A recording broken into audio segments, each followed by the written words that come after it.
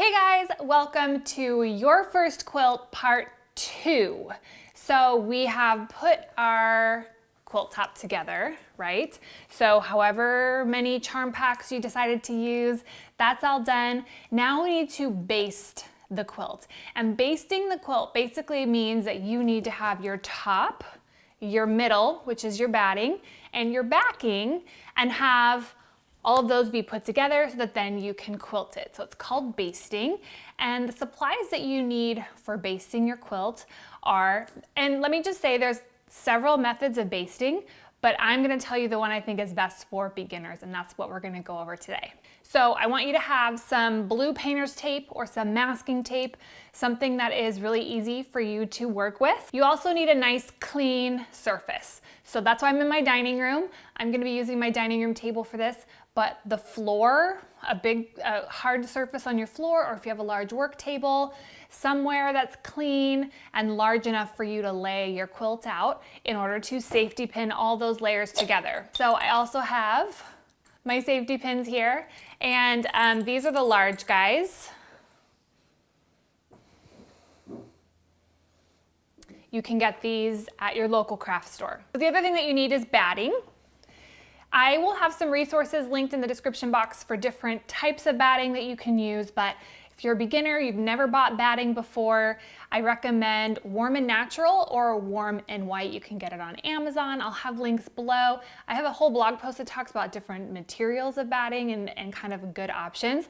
So that's what I would recommend if you're a beginner. It's really easy to find. Obviously you need your quilt top, and then you need your quilt back. This is a gray, just a solid gray. I have a bolt of it, so I like to use this for my backings. But moral of the story, you need one solid piece of fabric that is gonna be 4 inches larger than your quilt top going all the way around. So we need to have some wiggle room all the way around the outside of your quilt. So no matter what size it is, okay? So that's the rule of thumb. With this guy, I think we're looking about 3/4 of a yard to a yard of backing fabric. But if you are going much bigger than this, you will need more than that. And in the blog post, I can go over some of the backing math. When you're using standard quilting cotton, it's usually 42 to 44 inches wide.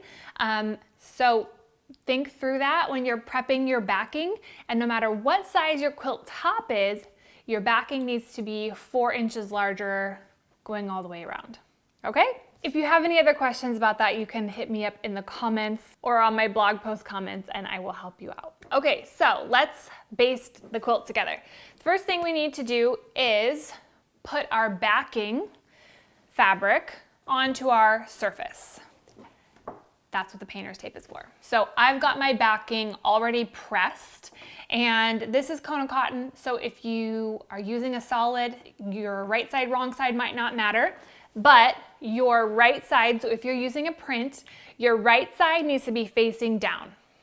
All right, so right side needs to be on your surface.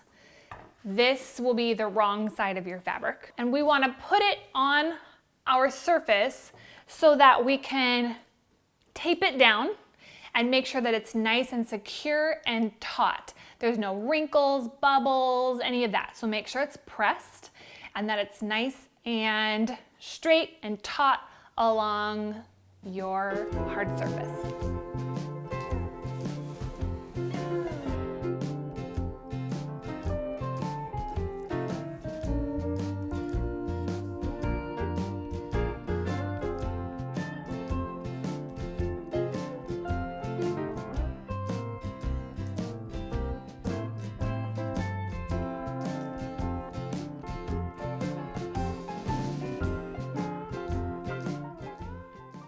Okay, so once you have the backing of your quilt nice and taut, no bubbles, no wrinkles, you have that taped to your hard surface, now we need to add in our batting. So make sure you have it cut, and when we lay that down, you want to smooth it out because same thing, we don't want any wrinkles, any bubbles.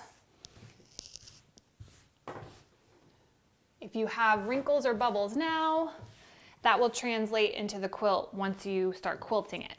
So this step is really important. So once you have your batting, Good to go. Now we can add in our top. Same thing, your top should be pressed. You don't want any wrinkles, bubbles. And place your top so that you have plenty of room all the way around it. I have more than enough. And then same thing, we're gonna smooth it out, starting from the center and working outward.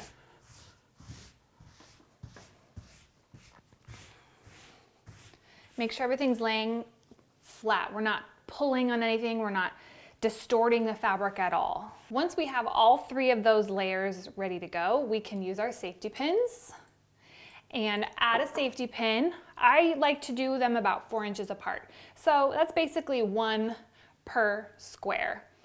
Now, if you're on a hard surface like a dining table, be careful when you pop them through so that you don't scratch your surface. My dining table is very beat up from my kids, so I'm not worried about that, but keep that in mind in case you are on a surface that is more fragile. So take your pin. We're going to insert the safety pin all the way through all 3 layers. Pull that back up. And continue that for your entire quilt top.